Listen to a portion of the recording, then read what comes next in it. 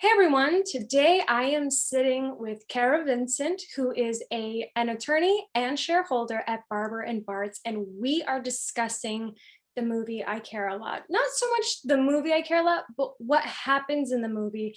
We're very curious on as to what happens in the movie, if it's something that could actually happen to people in real life. So our biggest question today is whether or not Hollywood blew up a situation into more than what it actually is, or if this can actually happen to people who grow into these situations. And you may remember Kara Vincent, she has been on our podcast before to discuss elder abuse, so we figured she was the perfect person for these questions. So Kara, if you're ready to get into it. Well, I am. I don't know if I'm the perfect person, but but I'm a person. and my book, so yeah, some people would argue I know just enough to make me dangerous, but and what is that saying? If you can't be a good example, be a horrible warning. So let's hope I'm the former and not the latter. But yeah. So this movie, I told you I watched it as well, and I think the summation of it is the likelihood that the scenario regarding the guardianship in that movie playing out in real life is pretty minimal. It's pretty ramped up for Hollywood. They had to take some liberties to make that work, and so that's not something that's going to happen without, I think I told you, without multiple people colluding to create a fraud on the court, and maybe even including the judge. And that would be, I would argue that's never going to happen, or at least in the courts I practice in. Well, that's good to hear. As a child with parents, that is very good to hear. Well, my parents are in their 80s, and when I did their estate planning, I made my brother the trustee. Because I know enough to know I don't want that job. It's fairly thankless. And I think he's realizing now that he's going to have this burden. And the last conversation we had about it, he made me promise that I would not abandon him in the process. So I think everybody wants that power. It feels like there's a lot of authority that goes with it, but there's a lot of responsibility, and it's not always what it's cracked up to be. I see. Well, I'd like to dive into a couple questions with you. And the first one being, is there such a thing as a professional legal guardianship? Well, so I think what you're asking is, are there companies that serve in a professional capacity and serve as guardians of a ward in the court? And the answer is yes. We have a couple here in Tulsa that serve in that role. And that's not all they do, but they do serve that function. And so they get paid under various scenarios, but again, their payment is approved by the court. So they don't just get to randomly decide how much they're charging and when they're going to pay themselves. So there's a process that they have to go through to be able to get that payment. But yes, there are people who serve in that role. And quite frankly, we need them. It is oftentimes hard to find an independent individual to serve in that role, somebody that is not a child or a cousin and is not conflicted out because they had received gifts from the ward or something like that. So having that independent person to serve in that role is quite helpful oftentimes. So these businesses, are they usually for profit or nonprofit? They're for profit. There are instances where you'll have a nonprofit organization who's providing somebody to serve in that role. But like I said, it takes time, it takes effort, it takes a process, and that's not something that people just volunteer their time to be able to do. I see. And so a big question I think, that a lot of us would wonder, if these types of businesses do exist, or they do. Sorry, I don't know why I said if, but since they do, are they regulated? Is there a cap for how much they can charge for their services? So the court determines how much they're going to be able to charge. They approve their fees. So let's say a ward is determined by the court to be incapacitated, and they appoint an independent guardian who's through one of these companies. they charge a fee, and maybe it's a percentage, maybe it's hourly, but most times it's a percentage of the estate. They have to, before they can get paid, those fees have to be approved by the court. So there's a scrutiny that goes on. And also keeping in mind, there are more than just the guardian that show up at a hearing. There are family members. Even if there's not family members, the ward will have an attorney appointed if they don't already have one. So there are multiple people looking at these fees to say, you know what, these are not okay. So in a litigation sense, I have one I'm involved right now where we have a guardianship. We also have a trust matter. And so those fees that have been charged, mostly by the attorneys, not the ward, not the guardian themselves, but there have been objections to those fees. So it falls under scrutiny. Nobody's just able to pay themselves. So for instance, in the movie where she says, round it up to 6 and pay my full rate. Well, that's all nice and good. But in the real world, those fees would be subject to scrutiny by the court and have to go through approval before she could get paid for that. I see. The movie made it sound like, she just isn't like an open thing and she just writes checks to herself. That does not happen in real life. Okay, so there's a lot of eyes that have to go onto the payments first before it actually goes through. That's right. Okay, good. I'm glad. Yeah. So, as we saw in the movie as well, her physician stated that it was an emergency hearing. We're curious as to if that can actually happen. Can a physician ask for an emergency hearing to appoint a guardian if they believe their patient is in danger, or is it danger to themselves? And if yes, what is the burden of proof for the physician? Like, how do they prove that it is an emergency? Yeah, so the physician does not petition the court for guardianship. That's not the role of a physician, and that's not what they do. What would happen in a practical sense is if the physician had a patient and they were really concerned about that patient, they would contact Adult Protective Services, assuming that there were no family members that had the ability to talk to them and there were no other friends or support network for that patient. They would contact Adult Protective Services, who would then pull in DHS, and the guardianship would emerge from that arm, not from the physician. So the physician may say this person's disoriented, they have dementia, that's fine, but the physician's not the one that's going to petition the court for the appointment of a guardian. Somebody outside of that, through the APS process, through DHS, is going to initiate that petition. And the potential ward, gets an attorney. And if the ward doesn't already have an attorney, one's appointed. So in the movie, you saw that this attorney is saying, I represent her, and they're saying, no, you can't go see her. How do you represent her? That doesn't happen in real life. The ward will always have an attorney. And so kudos to the makers of the movie. The judge seemed appalled that her attorney could not go to see her. But then it was like, well, he's not really her attorney. And then the judge just seemed to take everything that this professional guardian said as if it was, the rules in the Bible. So, but yeah, there would be a process started, but it would not be the physician. The physician may have a duty to notify somebody through Adult Protective Services or DHS that there's an issue, but that's not going to be something that the physician initiates.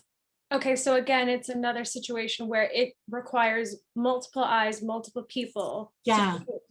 Okay. So Adult Protective, anytime for instance, we had a client we had done estate planning for. He was an elderly man, estranged from he had 2 children still living. One was deceased. He was estranged from both of those living children, did not have a relationship with him. And so we actually had a group of probably 5 or 6 people, including an attorney who was going to act as the guardian or a healthcare representative. We had a financial advisor, we had myself. So we had a group of about 5 or 6 people who had taken this gentleman on. He was elderly, in his 80s, and wanted to make sure he was cared for. And so one day, the individual who was his contact at the bank, he couldn't hear. So he had a cell phone only so he could call 911, but you could not call him. So if he needed to communicate with us, he would show up at the bank. and he had not shown up, and they noticed that his bills that were normally paid were not being paid. So the next step was they called Adult Protective Services to show up and do a wellness check to make sure he was okay. And that initiated yeah, he's not okay. He seems like he's disoriented. He needs some help.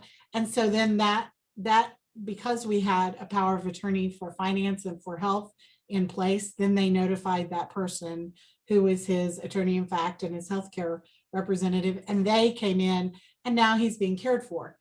But that initiated a whole thing. The first call was to Adult Protective Services to do a wellness check. So that's kind of the launching pad for these kinds of issues. If you've got somebody who is incapacitated and doesn't have a support system or somebody designated to serve for them. Okay, so my next question is kind of a two-part question. For me, I'm not too sure if emergency hearings are real, if that actually happens. And if there are emergency hearings, can the court convene without the presence of the prospective ward or a representative? So there are emergency hearings. We have emergency guardians put in place. And usually there's something happening. Oftentimes it's somebody saying, you know, I think this elderly person's being abused, being financially exploited. There's something, and it requires immediate action. And the court can do that. And they can appoint a special guardian without the ward being there.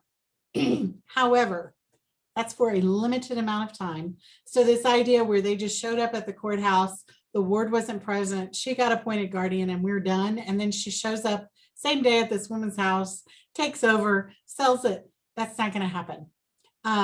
After the special guardianship is initiated, there are limits as to what that special guardian can do.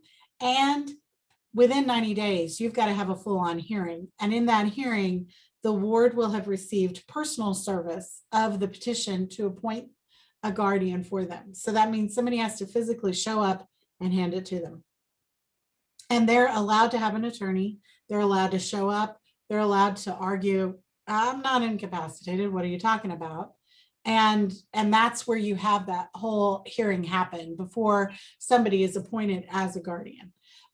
So the ward is going to have notification and an ability to show up. So if you think about in terms of this movie, maybe that woman could have been appointed as a special guardian, but within a certain amount of time, she certainly couldn't have sold the woman's house and kicked her out, because that woman would have been able to go to court and do something. She certainly could not remove her from her home, take her and shove her out into a car and take her. I mean, those kinds of things, that's just not how that happens. So she has a voice and she's allowed to argue it, because we have something called due process. You can't have your rights taken away without due process. So you have to have a right to show up at the courthouse and to say, hey, this doesn't apply and this is why it shouldn't happen.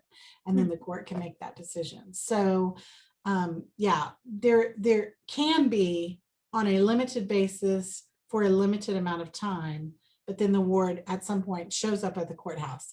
And sometimes that means that they're wheeled in.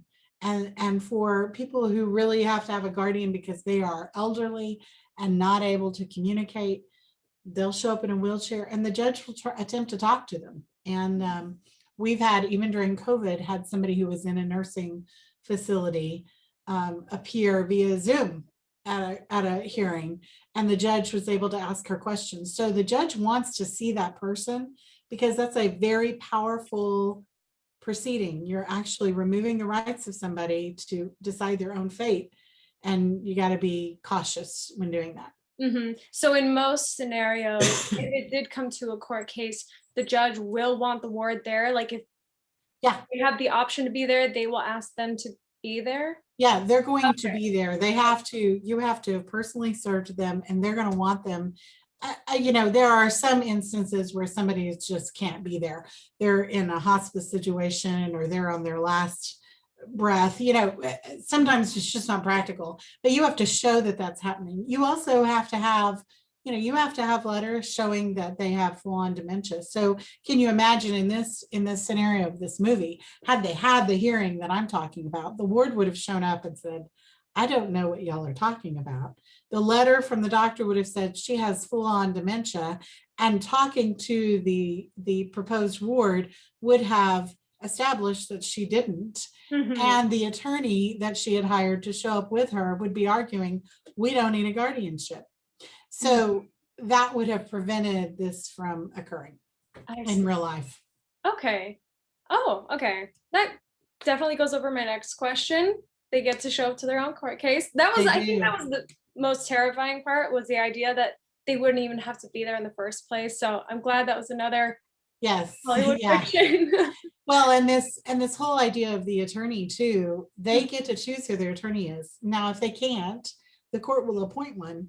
But if they can say, here's who I want to be my attorney, they get to choose, even if they've been determined to be incapacitated in the sense that they need a guardian.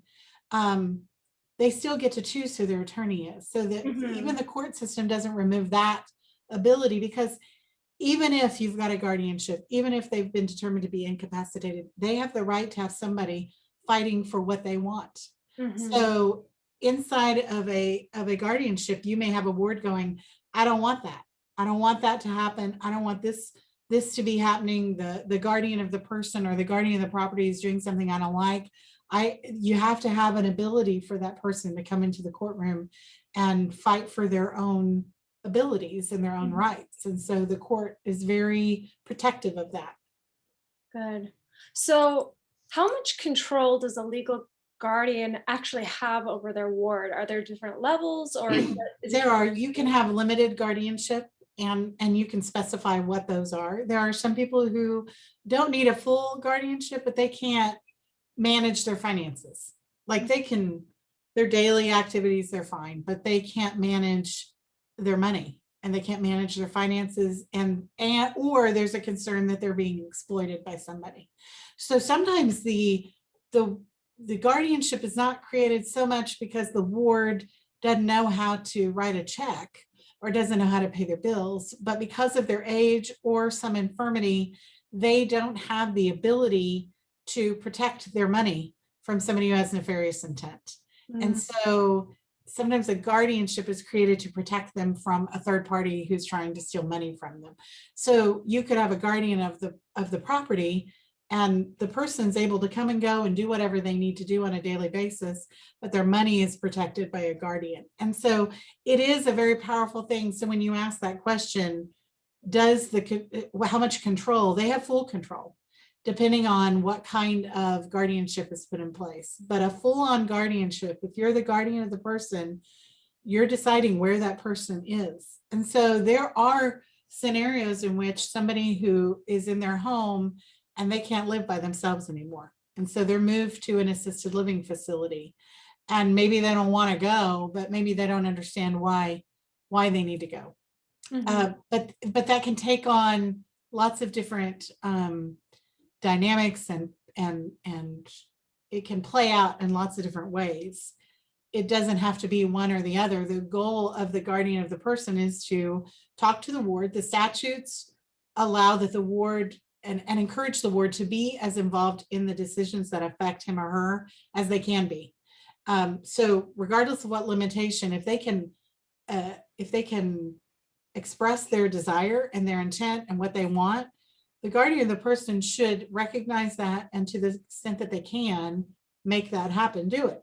I mean, you Mhm. want the ward to be involved in those decisions as much as possible. So this idea where she just moves her to a psychiatric facility without any real, that's just not going to happen. Oh, okay, good. So, with the legal guardian, are they allowed to actually sell off their assets and, you know? They can Okay. sell them off. Again, though, the court has authority over that. And so any sales that are happening have to be approved by the court. So the guardian can't just go, well, I'm just going to sell the house. And, it showed her going into a safe deposit box and finding stuff that hadn't been accounted for anywhere. And I guess in a practical sense, if it's not inventoried somewhere else, nobody has a record, somebody with a nefarious intent could take it. But they have to give a listing of assets. They have to do annual reports to the court about what's happened with the finances. They have to account for the expenses that have been paid. And so a guardian of the property, if the ward has plenty of cash, and has I don't know, a vehicle that's really meaningful to them, and it's sitting in the garage and they just want it there, you know, unless there's some good cause for selling that vehicle, there's no reason that you have to.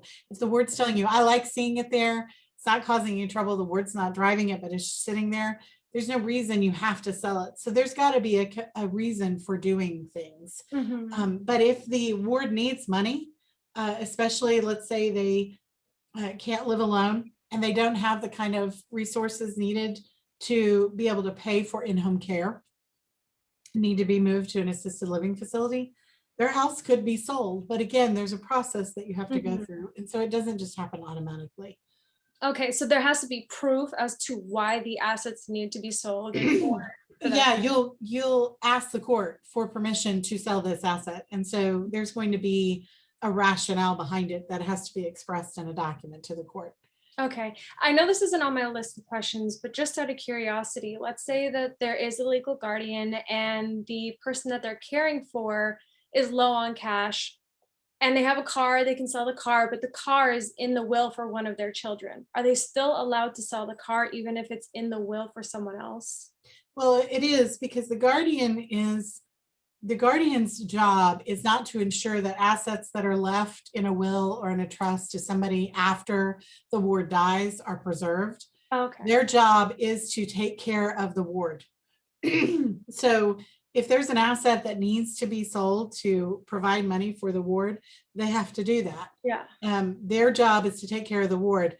If the assets are used up during the ward's life and there's that car doesn't exist or the money doesn't exist or whatever, that's just life. There's no guarantees that when something is distributed in a will that it's actually going to be there to be distributed, which is why when we're drafting, usually we're doing that in a trust. We don't say this asset goes to this person. We say, if this asset still exists when I pass away, because it may have to be sold to care for that person.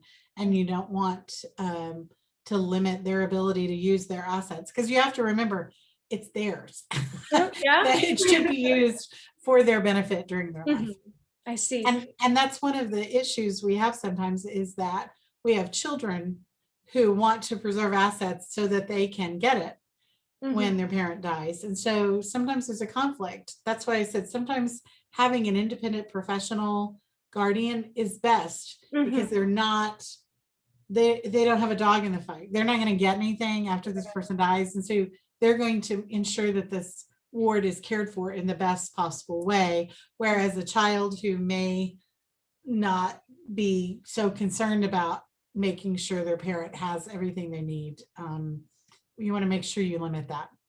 I see. Speaking of children, can a legal guardian prevent their ward from seeing their relatives or friends? I mean, I guess in a strictly legally speaking, yes. There are all kinds of scenarios that have played out. I've seen cases where woman is in a assisted living facility, and every time her daughter shows up, it creates havoc. And her daughter's threatening her, or she feels threatened. Every time she's on the phone, her daughter's screaming at her. And so the guardian or the personal, the attorney in fact, and we'll talk about the difference between those, says, no, you can't see them, and can limit their exposure to that person. But that said, the child then has the ability to come into court and say, hey, I want to go see my mom, and they won't let me see my mom. So in that movie, there's a guy trying to get in to see his mother, and he's been limited. Now, I will say, if you're a judge and the guardian comes in and says, this man has hit people, assaulted people at the nursing facility, and he's upsetting to his mother, and I have a recording that shows him losing it and on all the staff and assaulting them, I might be inclined to limit physical visitation. Yeah. Now, you know, if I was that son, I would have said, okay, supervised, or at least let me have a phone call, or at least, you know, in this day and age, let me have a Zoom meeting. Yeah. You know, the court will do everything it can to preserve relationships that the ward wants to have. And so if the ward is saying, I want to see this person, then they're not going to limit the ability, but they are going to protect the ward. So that dynamic plays out. But there's always an ability for a child who has been denied access for some reason to come into the court and argue as to why they should have it. And then the court decides how much, if any, should be allowed. I see. So, can the legal guardian take away their cell phone or means of communication? Can the legal guardian or You know, that's an interesting thing. I think that's going to be a facts and circumstances kind of case. You know, I watched, it was a PBS, I think it's a documentary called The Mole, or maybe it's a movie, but it took place in Mexico. And it's about this woman who's hired a private investigator because she believes her mother is being abused inside of this nursing home. So the private investigator advertises because he needs an elderly person who will go into the nursing home posing as a resident. And so this man does. And he gets hired, and then it's a whole video of him being in there. I don't know whether it's a movie, documentary, or what. It was entertaining. Even though it was dubbed, it was entertaining. Because he's not a sleuth at all. And so luckily for him, a lot of the people in the nursing facility weren't aware of what was going on and didn't have the mental capability to understand what he was doing, because it was very obvious. But at one point, they highlighted a woman who kept asking for her mother, wanted to talk to her mother. Well, her mother was deceased. But in an effort to calm her down, the staff at the nursing facility would call her and pose as her mother and tell her, you need to calm down, it'll be okay. And that would calm her down. So most facilities are going to do whatever they can to ensure that their patients and their clients, or their residents, that's the word I was looking for, are happy. And so the idea that the guardian's going to come in and say they don't get to use their cell phone, I think there would have to be some extenuating circumstance to limit that. You know, most residents are going to be able to talk on the phone to whoever they want to talk to, and are going to have as many visitors. I mean, 90% of the time, the guardian's going to want family members there because it helps them. Otherwise, they're the only contact, and that can be difficult to make sure that everything's going okay. So, you know, I'm not going to say it can never happen, but I think there would have, for a ward who is perfectly capable of making phone calls and that kind of thing, it's just going to depend on what's happening, because, you know, there is a cost for having a cell phone. So if there's another means for communication, i.e. a telephone that's sitting next to the resident's bed, you know, maybe you have a list of phone numbers and they can call somebody, you know. So some of it may be a cost factor, some of it, there's just, if you can think of a scenario, there's probably an outcome that would be based on that scenario in itself, and it's not going to be the same every time. I see. Okay. So if a relative or a friend believes that an individual is being taken advantage of by their legal guardian, what can they do? Well, and so I saw that question and I thought, man, that's the $64 million question, because that's kind of what we deal with sometimes. Often, and I would say the majority of the time, the person who feels like the ward is being taken advantage of is going to be a relative or family member. If there's a close friend who's concerned, they can try and interject themselves into the guardianship proceeding. But they're going to have something beyond just, I don't like that guardian. That guardian's not very nice to me. Okay, well, life's not fair. So there's going to have to be something beyond just an inkling or a suspicion, or there's going to have to be some kind of body of evidence. And so it's going to be difficult for a third party who's not a family member, who hasn't had that intricate an intimate relationship with a ward to know what might be going on, it's going to be difficult for them to get that kind of information. So I guess the answer to that would be there is an avenue available in that there's a guardianship. And if they know that this person who they were friends with and they were around all the time is now a ward, they know that there's a guardianship. So they can attempt to interject themselves into that process, but they're going to have some body of evidence that is beyond just suspicion or irritation. And sometimes that's what it amounts to. So I don't know if you could give me a scenario, maybe I could do it, but I think it's going to be hard for a third party who's just a friend to go, okay, they're being financially exploited by a guardian of the property. Well, how do you know that? I mean, you would have to be able to see all the bank statements and all of that kind of stuff. I think there would have to be something pretty big that would be obvious. I guess a situation I could think of, maybe like a little example would, let's say you have a friend, an elderly friend, and they've just got a legal guardian, and you notice that the legal guardian, if somehow have seen this legal guardian around town or something, you notice that they drive a really nice car, or they live in a really nice house, or they basically live like they're making a lot more than what they should be making as a legal guardian. Would that be anything where you could take that to the court and say, hey, it looks like they're spending a lot of money? I don't know. The problem with that is, and I know, because I understand your mindset in the forensic investigations. I understand that. And in a work situation, you might start looking at that if you were dealing with an employee, because if you already had money missing and then you're looking at that employee, you already know that there's something missing. So it's different from the scenario you're saying, because that guardian may have a spouse that makes a lot of money. That guardian may have 15 different wards that they're dealing with. Maybe they got an inheritance, and you don't have proof at that point that anything's missing from the ward. So you would have to have the proof that something's missing from the ward combined with some other factor, like, I've seen them driving. They were, here's a hypothetical. That there's a guardian of the property, that the ward's still living by themselves, and that's the only, they're able to deal with their where they are. They don't have a guardian of the person. So all their finances are being managed by somebody.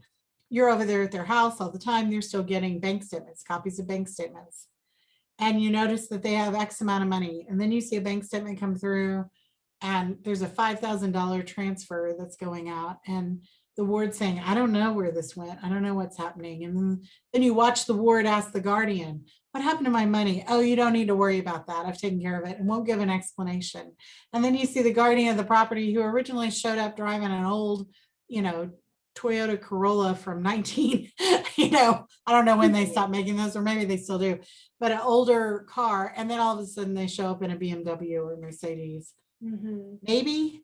But at the same time, it's still, you're going to have a strong burden to try and interject yourself into a proceeding where you're not an heir and you're not a beneficiary of the estate. You're just an interested party, a friend, to interject yourself into that to try and make a claim that there's been some kind of embezzlement or fraud.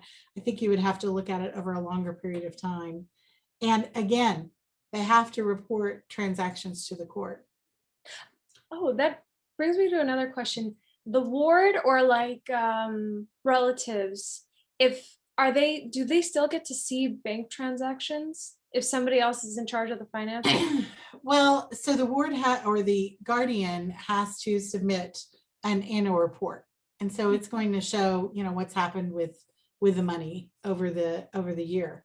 The children can appear in the guardianship, so they can be involved in that process. And so if they've entered an appearance in there, so they want to be involved in the guardianship, then they're going to see those pleadings that are filed. They're going to see the accounting or the annual report that's filed by the guardian. And so each guardian, and sometimes it's the same person. Sometimes one guardian serves as the guardian of the person and the guardian of the property. Sometimes it's two different people. And so the guardian of the person will do an annual report on where the ward is and what their well-being is and all of that kind of stuff. And the guardian of the property will do an annual report showing the state of the finances, and they have to account for what they've done. Mhm. So the answer is yes.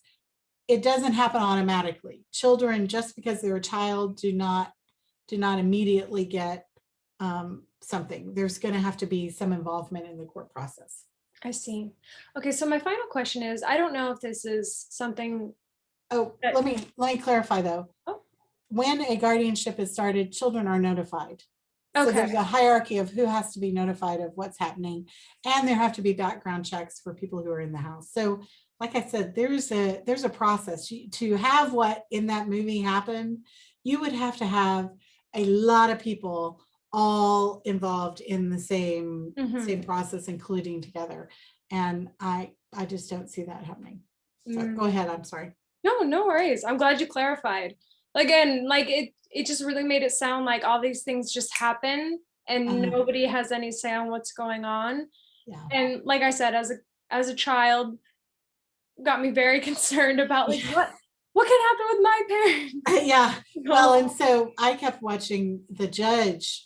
I thought, what idiot is this guy? Because the same doctor would show up with the same guardian. Oh, that's a red flag.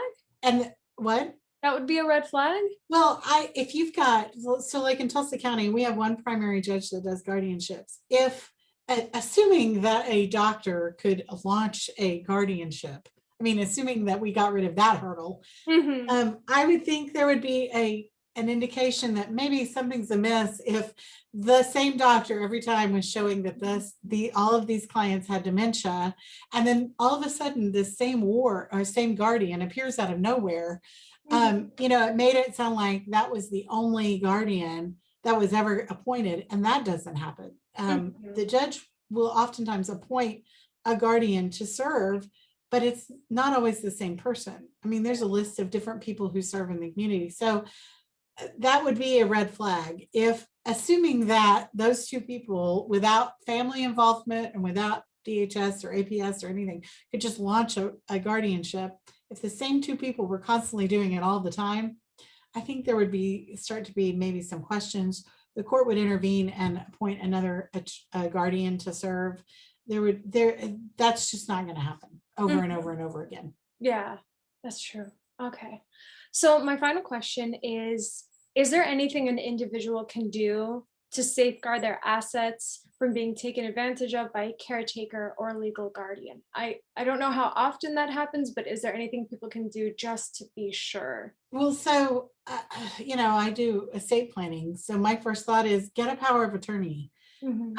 Do one for health and for finance, and pick the person that you would want to serve as your guardian if you ever get to the point where you need one. Having a power of attorney in place for both health and finance allows you to eliminate the whole guardianship process. So I mentioned the elderly man where we had a team of people helping him. Because he had both of those documents in place, the person he had chosen to serve as his attorney in fact and his healthcare representative was able to just start acting. You didn't have to have court involvement. You didn't have to go through the process. So that's one thing. But you do want to be careful, because in using a power of attorney for finance and for health, and most of the concern is always about money, so I would focus on the finance. You don't have to have a court process. So the person that you're appointing to serve in that role needs to be trusted. They need to be somebody that you would want and trust to manage your things if you became incapacitated to the point that you couldn't do it yourself. So that is the best way to circumvent this whole process, is pick your person now that you would want to serve. And you can have, if I want A, and if A can't serve, then B, and then if B can't serve, then C. You can have 15 people in that lineup if you want. It does become difficult for elderly people who have nobody. So once they get to a certain age, they're looking around going, my friends are either deceased or they're in the same position I'm in. I don't have any children, or I don't want my children to serve. Who do I get? And so I'll have clients say to me, will you serve? And my answer is no. because I'm drafting these documents. So Mhm. then it can be that they get a third party, an independent corporate person to serve, either through, banks who have trust departments. They can serve as an attorney in fact for somebody and serve as a guardian, and often they do. And we have some really great people here in Tulsa that serve in those roles, and I would argue that none of them would attempt to do what you saw in that movie. I mean, people surprise me all the time, but I can tell you they are ethical, they are professional, and Mhm. they want to do what's in the best interest of the ward. So if somebody doesn't have another option, that's what we do. There are some attorneys here in Tulsa that serve in that role. And so they're not, I wouldn't call them professional guardians, but they're available to serve as such if needed, because there's nobody else. I see. Wow. That's all my questions. And Okay. I will say this has been enlightening and very, I feel a lot safer now since Yeah, we had this well, I conversation. mean, I would encourage you to have your parents do some estate planning. Mhm. I mean, that's what I do for a living, so that's always Mhm. what I encourage people to do. But you can rest assured that there are lots of steps to the process. Mhm. And because it's the idea in a guardianship of taking somebody's right to determine their own position in the world, um, physically and financially, you're going to have a lot of steps to get to that point. And the person who is at issue, the ward, is going to have an ample opportunity to appear, to say their piece, and to argue that they don't need one or that they want certain things to happen. So the likelihood that something in that movie would actually occur in real life is pretty, I would say it's impossible. But Okay. I don't want to, I don't want to, I don't want you to come back 6 months from now and go, you said it was impossible. Look what happened. Just pull up all these articles. Yeah, exactly. So, but that's not Mhm. going to happen, at least in the system that we have currently. Mhm. Well, I'm glad to hear it. Thank you Yeah. so much, Kara. Oh, you're welcome. It was great to talk to you. Yeah, you too.